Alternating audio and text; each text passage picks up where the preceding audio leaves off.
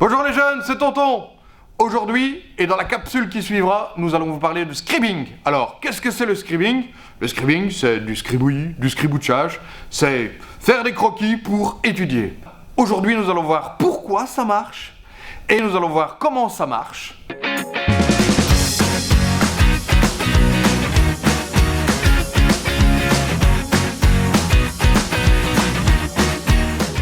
Alors le scribing, c'est une méthode venue des USA. Là-bas, les entrepreneurs l'utilisent pour préparer leurs réunions. Basé sur un concept simple, ce qui se comprend facilement se dessine clairement. C'est toujours le même principe. Je vous rappelle que toutes les méthodes qu'on a enseignées au travers de ces capsules prônent l'efficacité de la visualisation.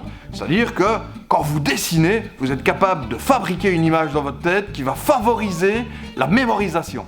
Alors, quel est le fil rouge dans tout ça? Comme un bon dessin vaut mieux que 1000 explications, récapitulons. 1. Une mind map mère vous permettra d'organiser, de structurer l'information. Éventuellement, dans cette première partie, une mind map enfant qui vous permettra déjà d'aller un peu plus en profondeur, un peu plus en clarté. Et si ça ne suffit pas, on part vers le scribing. Alors, le lien de la mind map mère vers la mind map enfant, c'est le dessin qui apparaîtra sous la broche principale et qui devient le centre de votre mind map enfant. De la mind map enfant vers le scribing, ce sera le mot-clé qui apparaîtra au-dessus de votre fiche de scribing. Mind mapping terminé, 80% de la matière étudiée, plus 15% avec le scribing. Pour les 5% restants, vous les obtiendrez grâce au système de questionnement logique que nous verrons un peu plus tard.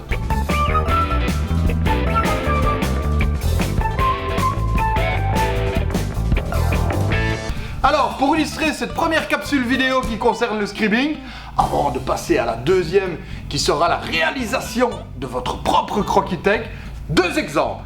La définition de la simulation. Je vous rappelle, on n'oublie pas de noter au-dessus de sa fiche de scribing ce que l'on va dessiner. La simulation, ce sont des facteurs internes et des facteurs externes qui agissent sur un organisme et qui induisent chez lui une réponse. Si vous avez remarqué, j'ai mis des petits numéros pour pouvoir reconnaître le texte, retrouver le texte dans l'ordre. Un deuxième exemple un petit peu plus terre à terre, l'axiome d'Euclide. L'axiome d'Euclide, c'est dans l'espace et dans le plan, pour une droite donnée, il existe une et une seule droite parallèle passant par un point inclus dans ce plan. Attention, pour retranscrire correctement la matière, il faudra que votre dessin soit complet. Il y aura une phase où vous devez comparer le dessin et la matière pour voir si tout y est. S'il manque des choses, s'il manque des informations, complétez votre dessin. On peut customiser aussi ces outils. Le mind mapping, plutôt pour les cours de langue.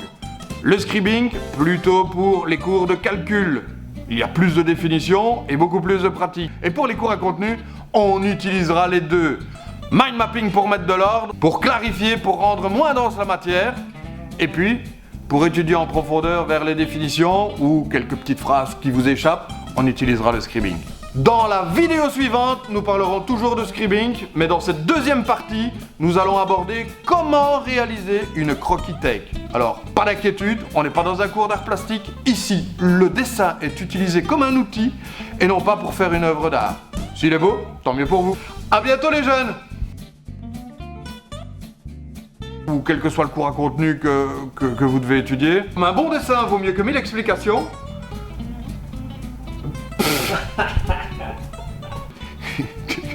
que vous devez étudier. Alors, quel est le fil rouge dans tout ça? Comme un bon dessin vaut mieux que 1000 explications. Ben merde, je perds le fil à chaque fois. Nous allons voir pourquoi ça marche. Et voilà.